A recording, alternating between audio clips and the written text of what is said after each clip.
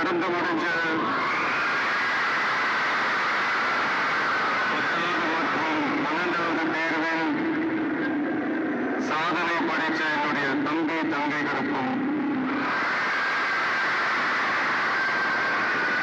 இன்னைக்கு பெருமையோடு வந்திருக்கிற அவங்களுடைய பெற்றோர்களுக்கும்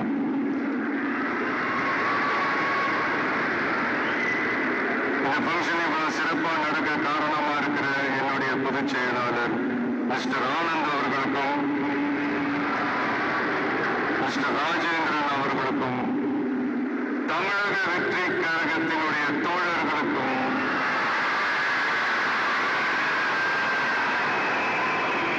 ஏன்னா நீங்க தான் இரவு பகல்லாம் பார்க்காம இந்த ஏற்பாடுகள்லாம் இவ்வளவு சிறப்பா செஞ்சு முடிச்சிருக்கீங்க. மற்றும் என் நெஞ்சில் குடியிருக்கும் என்னுடைய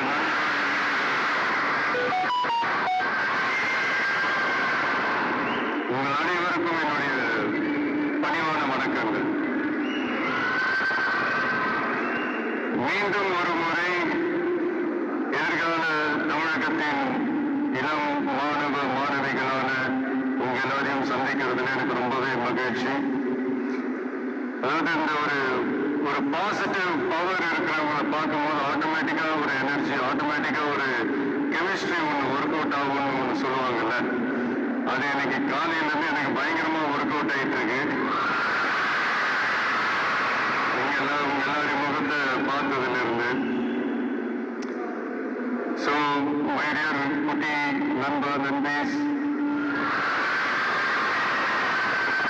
இந்த மாதிரி ஃபங்க்ஷன்ல சின்னதா ரெண்டு நல்ல விஷயம் சொல்றதை தாண்டி வேற என்ன சொல்றதுன்னு எனக்கு தெரியல.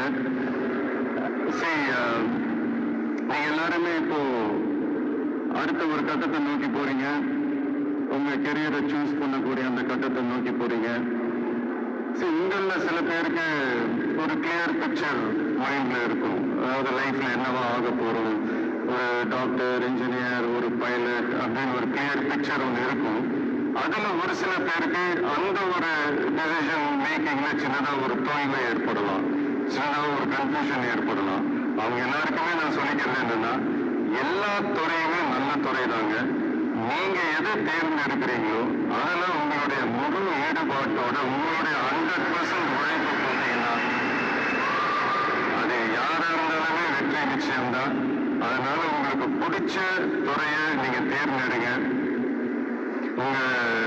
அதுல இருக்கிற ஆப்ஷன்ஸ் எல்லாம் ஃபர்ஸ்ட் தெரிஞ்சுக்கோங்க. உங்க பேரண்ட்ஸ் கிட்ட டிஸ்கஸ் பண்ணுங்க, உங்க ஸ்கூல் டீச்சர்ஸ் கிட்ட டிஸ்கஸ் பண்ணுங்க.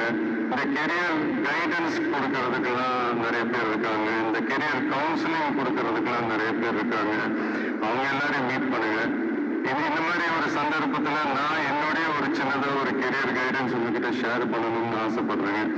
சரி, பொதுவா நம்ம ஒரு துறையை தேர்ந்தெடுக்கும் போது அதுல எவ்வளவு டிமாண்ட் இருக்கு அப்படின்றத நம்ம பார்ப்போம் இல்லையா? சி, ஃபார் எக்ஸாம்பிள் மருத்துவம், பொறியியல் மட்டும்தான் நல்ல ஃபீல்டுன்னு சொல்ல முடியாது. இன்னும் சொல்ல போனா நம்ம தமிழ்நாட்டுல உலகத்தரத்துல டாக்டர்ஸ், இன்ஜினியர்ஸ், லாயர்ஸ் எல்லாம் அதிகமாவே இருக்காங்க. இங்க நம்ம கிட்ட என்ன இல்லை அப்படின்னா, இங்க நமக்கு எது இன்னும் அதிகமா தேவைப்படுது அப்படின்னா நல்ல தலைவர்கள்.